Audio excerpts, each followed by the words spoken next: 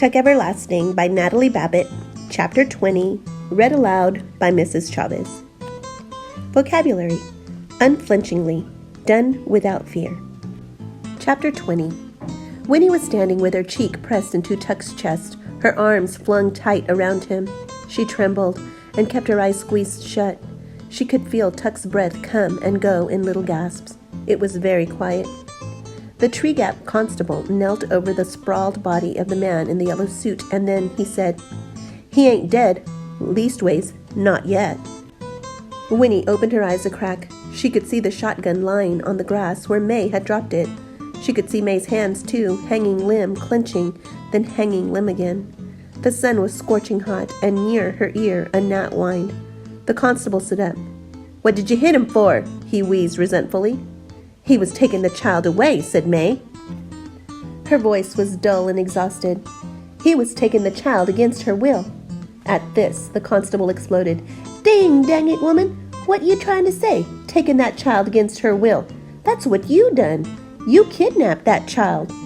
Winnie let go of Tuck's waist and turned around. Her trembling had stopped. "They didn't kidnap me," she said. "I came because I wanted to." Behind her, Tuck drew his breath in sharply. "You wanted to?" echoed the constable, his eyes wide with disbelief. "You wanted to." "That's right," said Winnie unflinchingly. "They're my friends." The constable stared at her. He scratched his chin, eyebrows high, and eased his own shotgun to the ground. Then he shrugged and looked down at the man in the yellow suit, who lay motionless on the grass, the blazing sun white on his face and hands. His eyes were closed now, but except for that, he looked more than ever like a marionette flung carelessly into a corner, arms and legs every which way midst tangled strings. The one glance she gave him fixed his appearance forever in Winnie's mind. She turned her eyes away quickly, looking to Tuck for relief, but Tuck was not looking back at her.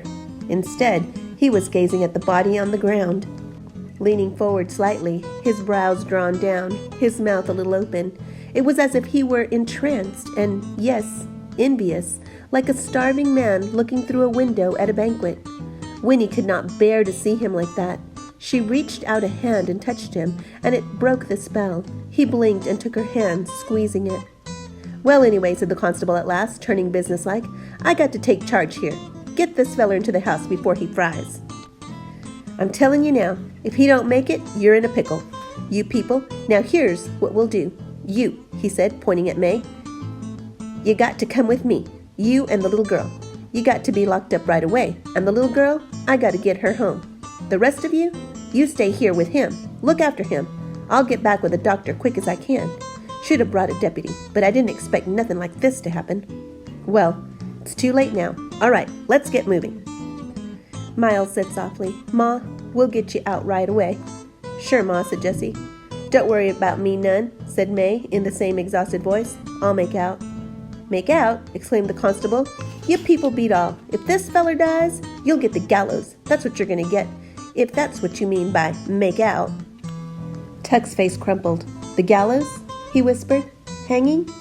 "That's it," said the constable. "That's the law. Now let's get going." Miles and Jessie lifted the man in the yellow suit and carried him carefully into the house. But Tuck stood staring, and Winnie could guess what he was thinking. The constable swung her up into the horse and directed May to her own saddle. But Winnie kept her eyes on Tuck. His face was very pale, the creases deeper than ever, and his eyes looked blank and sunken. She heard him whisper again, "The gallows." And then Winnie said something she had never said before, but the words were words she had sometimes heard and often longed to hear. They sounded strange on her own lips and made her sit up straighter. "Mr. Tuck," she said, "don't worry. Everything's going to be all right." The constable glanced heavenward and shook his head. Then, clenching his shotgun, he climbed up behind Winnie and turned the horse toward the path. "You first," he barked at May. "I got to keep an eye on you. And as for you," he added grimly, speaking to Tuck, "you better hope that feller don't die on you. I'll be back soon as I can." "Everything'll be all right," Tuck repeated slowly. May slumped on the back of the fat old horse, did not respond, but Winnie leaned around the constable and looked back at Tuck. "You'll see," she said, and then she faced forward, sitting very straight. She was going home, but the thought of that was far from her mind. She watched the rump of the horse ahead, the swish of coarse, dusty hairs as he moved his tail, and she watched the swaying, sagging back of the woman who rode him. Up through the dim pine trees they went, the constable's breath wheezing in her ears and emerging from the coolness and the green. When he saw again the wide world spread before her, shimmering with light and possibility, but the possibilities were different now. They did not point to what might happen to her, but to what she herself might keep from happening. For the only thing she could think of was the clear and terrible necessity. May Tuck must never go to the gallows. Whatever happened to the man in the yellow suit, May Tuck must not be hanged, because if what they had said was true, then May, even if she were the cruelest of murderers and deserved to be put to death, May Tuck would not be able to die. Questions. What did the author mean when she wrote, Tuck was entranced and yes envious like a starving man looking through a window at a banquet, when he was looking at the man in the yellow suit? 2. What do you predict will happen next?